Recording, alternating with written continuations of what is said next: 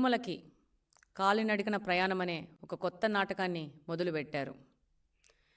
అసలు హిందూ మతం పట్ల, విశ్వాసాల పట్ల, తిరుపతి తిరుమల దేవస్థానం పట్ల ఏ విధమైన గౌరవము లేని వ్యక్తి, సాంప్రదాయాల సంస్కృతి పట్ల ఏ విధమైన విశ్వాసం లేని వ్యక్తి ఈరోజు తన మీద ఈ లడ్డు కల్తీ వ్యవహారంలో ఒక కొత్త నాటకాన్ని మొదలుపెట్టారు.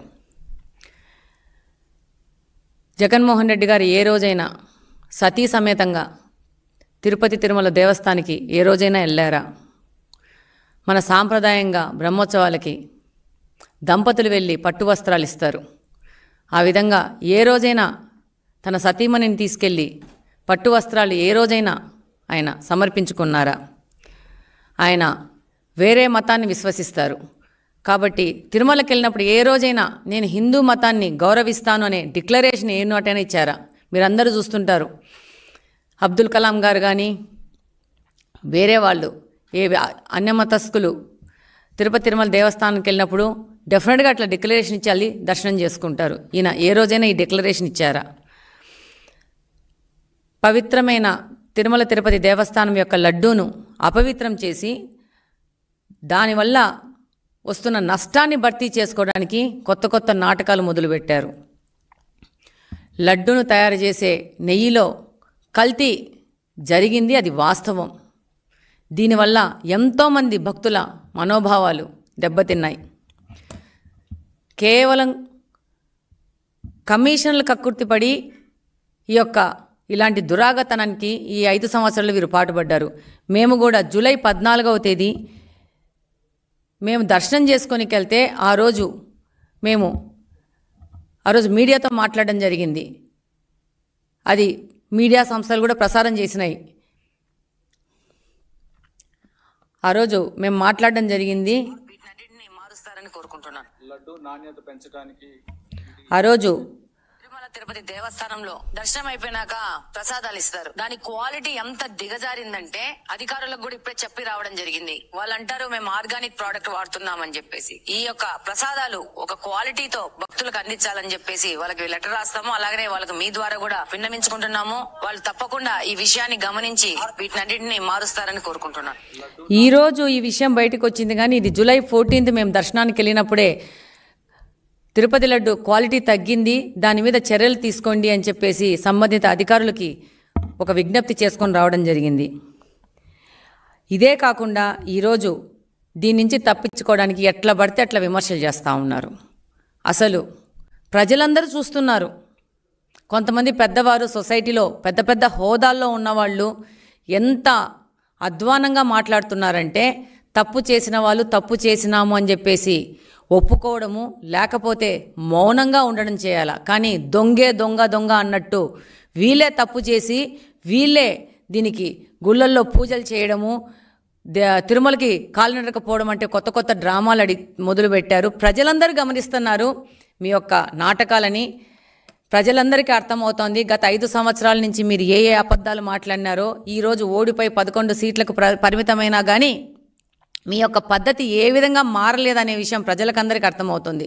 నేను మామూలుగా ఎవరితోనో కూర్చొని తిరుమల తిరుపతి ప్రసాదంలో ఇలా ఉంది అని అంటే అయ్యో మనము అప్పుడు పోయి ప్రసాదం తీసుకున్నామే ఇప్పుడు ఎట్లా అనే పరిస్థితిలో ప్రజలు ఉన్నారు. ఈరోజు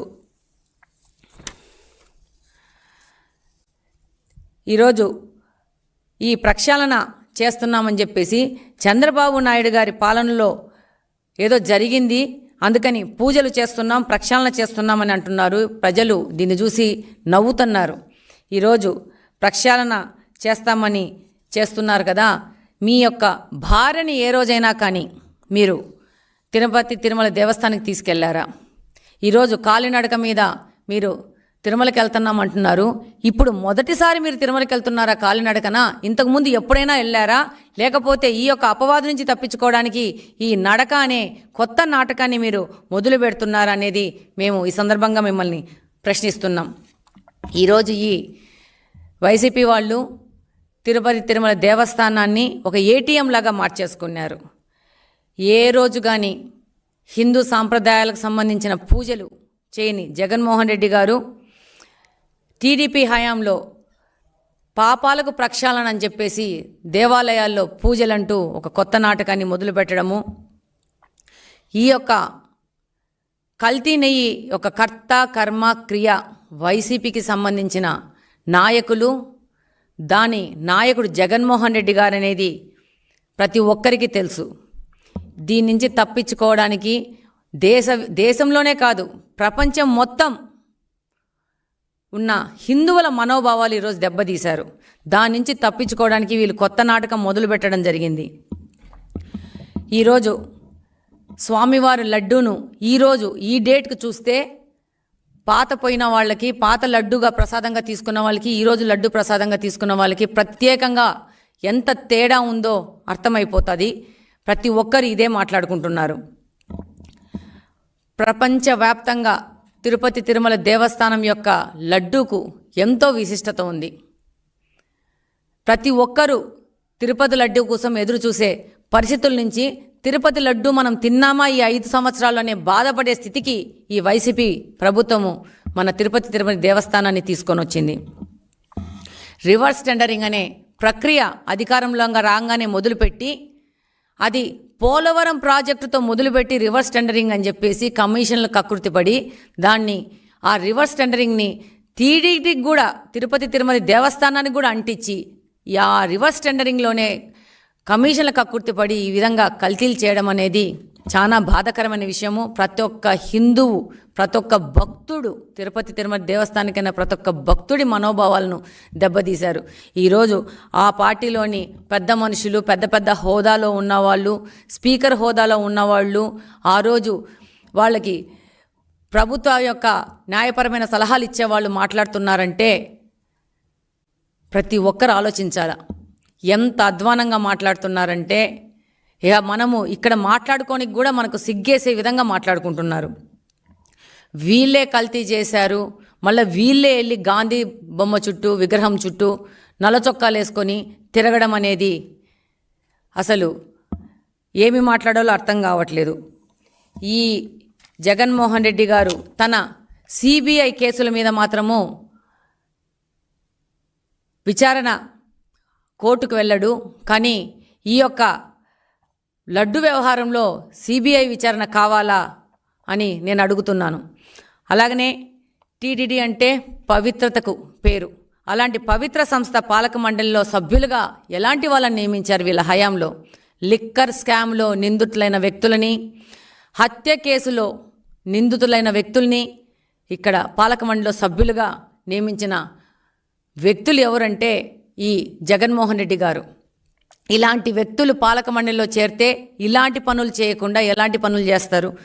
ఎటువంటి విచారణకైనా సిద్ధమని చెప్తూ రెండో వైపు ఏ విధమైన విచారణ జరగకూడదని కోర్టుకు వెళ్తున్నారు జగన్మోహన్ రెడ్డి అండ్ గ్యాంగ్.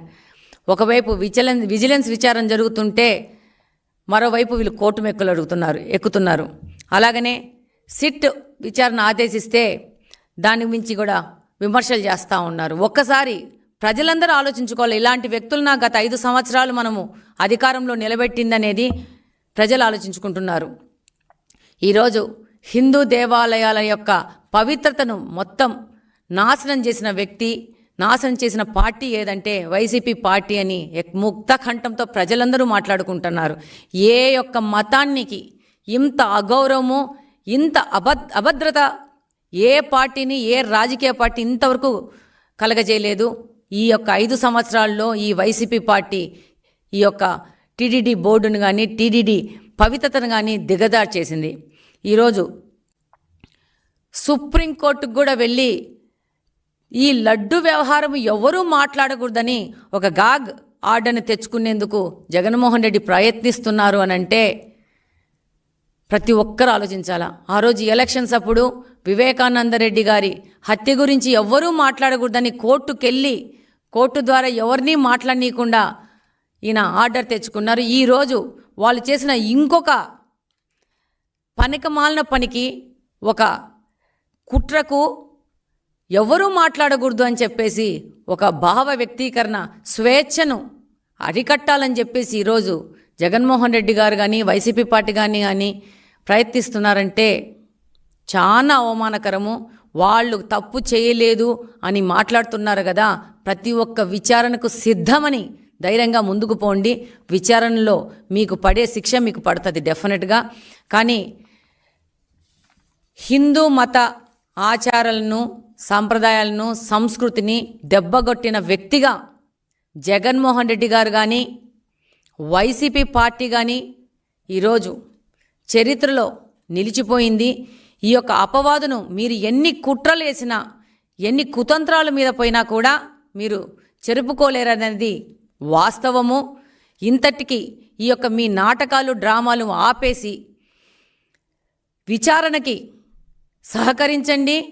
విచారణలో వచ్చే ఫలితాన్ని అనుభవించడానికి కూడా సిద్ధంగా ఉండని మిమ్మల్ని అందరినీ నేను కోరుకుంటున్నాను. Thank you very much.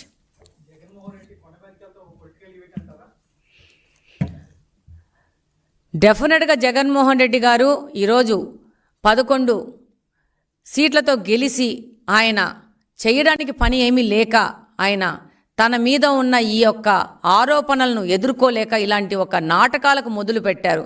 ఈయనను చూస్తే ఈయన అధికారంలో ఉన్నప్పుడు ఏ రోజు బయటికి రాలేదు, ఏ రోజు ప్రజలను కలిసిన పాపాన లేదు. ఈయనని కంప్లీట్గా అపోజిషన్లో కూర్చోబెడితే ఈయన కనీసము నడవడము, తిరగడము, బయటికి రావడం అనేది చేస్తాడు. లేకపోతే ఈయన రాజకీయాలకు మాత్రమే పనికిరాని వ్యక్తిగా తనను తాను నిరూపించుకుంటున్నాడు.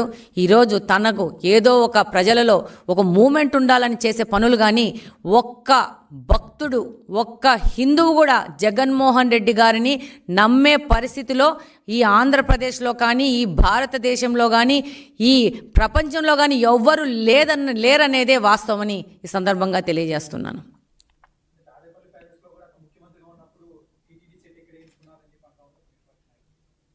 డెఫినెట్గా మనం అందరం చూసినాం సోషల్ మీడియాలో ఎంతో డబ్బు ఖర్చు పెట్టేసి మనము పన్నుల రూపంలో ఇచ్చిన డబ్బులని వాళ్ళ యొక్క ఆనందాలకి దుర్వినియోగం చేసిన వ్యక్తి ఒక ముఖ్యమంత్రి ఎవరంటే జగన్మోహన్ రెడ్డి గారు. ఆ రోజు మనం అందరం చూసినాము. ఆయన సతీమణి భారతి గారికి ప్రసాదం ఇస్తే దాన్ని టిష్యూ పేపర్లో తీసి పక్కన పడేసిన సందర్భాన్ని కూడా మనము మీడియా ద్వారా, సోషల్ మీడియా ద్వారా మనం చూసినాము. నేను ఒకటే విజ్ఞప్తి చేసుకుంటున్నాను, మీకు హిందూ మతం మీద గౌరవం లేకపోయినా పర్వాలేదు, మీరు ఆ మతాన్ని అగౌరవపరచుకుంటే చాలని రిక్వెస్ట్ చేసుకుంటున్నాను. మీకు హిందువులు గౌరవంగా భావించే ప్రసాదాలను తినకూడదు అనుకుంటే మీరు అలాంటి కార్యక్రమాలకు వెళ్లకుండా మిమ్మల్ని అవాయిడ్ చేసుకోవాలి. కానీ అలాంటి కార్యక్రమాలను మీరు ఒక ప్రచారంలో భాగంగా వాడుకొని ఈ విధంగా అవమానపరచడం అనేది చాలా అన్యాయమని నేను తెలియజేసుకుంటున్నాను.